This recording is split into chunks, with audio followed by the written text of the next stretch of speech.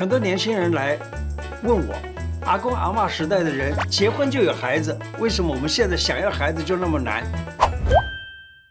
胡乃文开讲喽！大家好，我是你的老朋友。现在的年轻人啊，可能压力太大啦，还有呢，在年轻的时候不想生小孩啊，等到这个年纪稍微大一点点，想要生孩子了，反而难。现在的生殖科技啊，越来越发达。发达到呢，你也知道什么时候是排卵期，什么时候怀孕最好，等等等等都知道。可是呢，却竟然的没有孩子。我们从古书上来找一找看，为什么那么难？好了，古书里头啊有这么一句话，他说哈，天癸啊，天癸就是肾水，也就是我们讲所谓的先天的。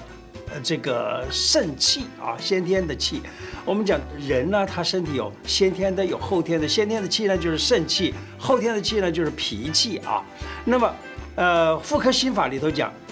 天癸先天生生气，就是天癸呢是先天的，是生这个人的身体的最重要的东西。那么另外呢，就是精血啊，这东西都是后天所成的。那么男子呢，应该是28天癸至，也就是28就是16岁啊，那个时候就开始肾气开始越来越强了。那女子呢是27天癸至，就是27，也就是14岁，那个时候呢，天癸开始发展了。因此在这个时候，假如有条件，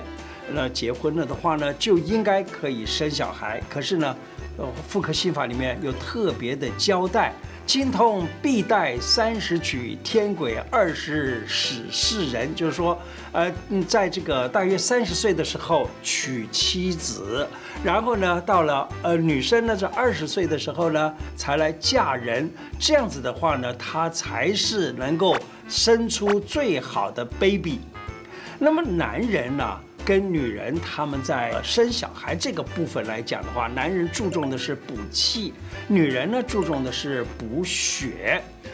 补气啊，有个非常非常简单的一个处方，又好吃啊，就是4君子汤。我记得在刚结婚的时候，我的岳母啊，常常就说，哎，我们来补一个4君子汤啦，或者是给这个说让我的太太呢补个4物汤啊之类的。可是我那个时候根本听不懂什么叫4君子汤，什么叫4物汤。后来读中医才知道啊，4君子汤为什么叫做君子呢？就是它很温和，它就是人参、茯苓、白术、甘草这么4味药，是补气非常好的一个药方。那么女性呢用4物汤，4物汤也是只有4味药，这4味药就是当归、芍药、地黄以及川穹，这个呢是补血非常好的。以前我在其他的节目里头曾经谈到过，这个男人啊，假如说容易掉头发呀，像是什么这个所谓的这种遗传秃啊，可以吃点4物汤，就是让他的这个身体里头不要只有气，而让血呢也稍微补一点，那么男人就可以吃4物汤了。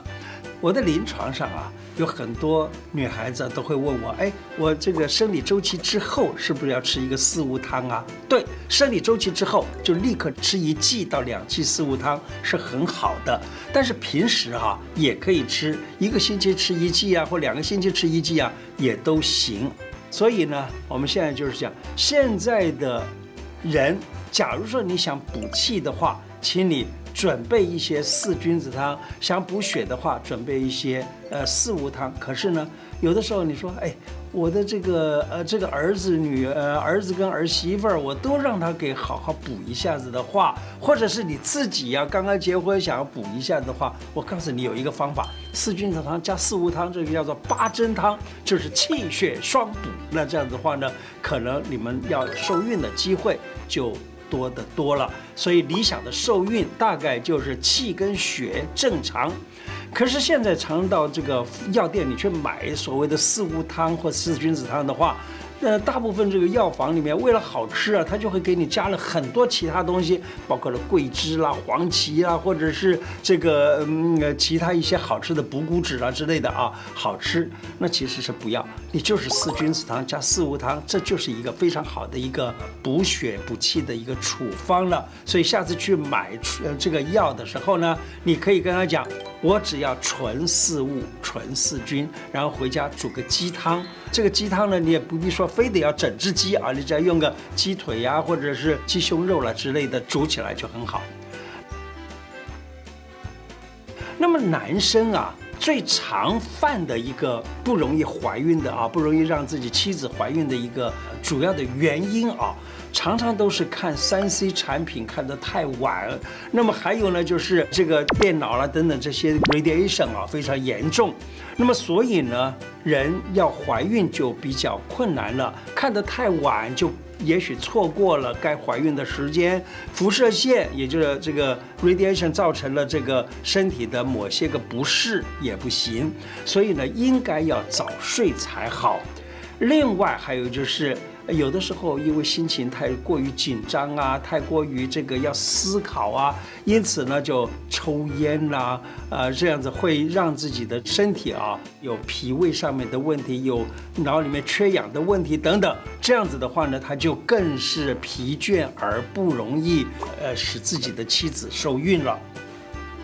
那不容易受孕的原因，其实不只是那么什么紧张等等，还有呢年龄啊，年龄大部分的人超过37、8岁以后啊，我们认为这个女人呢就不大容易受孕了，就算受孕呢，也在这个现代医学的观点呢，认为她可能会怀孕不良，将来会生出比较就是不是自己想要的孩子之类的，那这样子呢，可能就更糟糕。有的人因为年轻的时候不晓得嘛啊，就可能这个不小心怀孕了，然后堕胎呀等等，这些都让人不容易怀孕。假如说真的不好怀孕的话，那么我们现在啊，假如说我们这样想啊，假如以前曾经吃过什么避孕药啦，或事后避孕药，那这些都是毒啊。我们其实可以想方法来把这个毒给去掉的。我在刚当中医师的时候啊，有一位老医生啊，他把我找去，他跟我说，很神秘的跟我讲，有一个药物可以是去毒，是很好的药。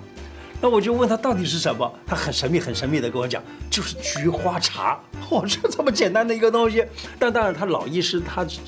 这方面的经验很丰富啊。结果呢，这个菊花茶还真的去毒的效果蛮好的。我在临床上啊使用它来就是去毒啊，做了很多次，结果效果呢都是相当确实的。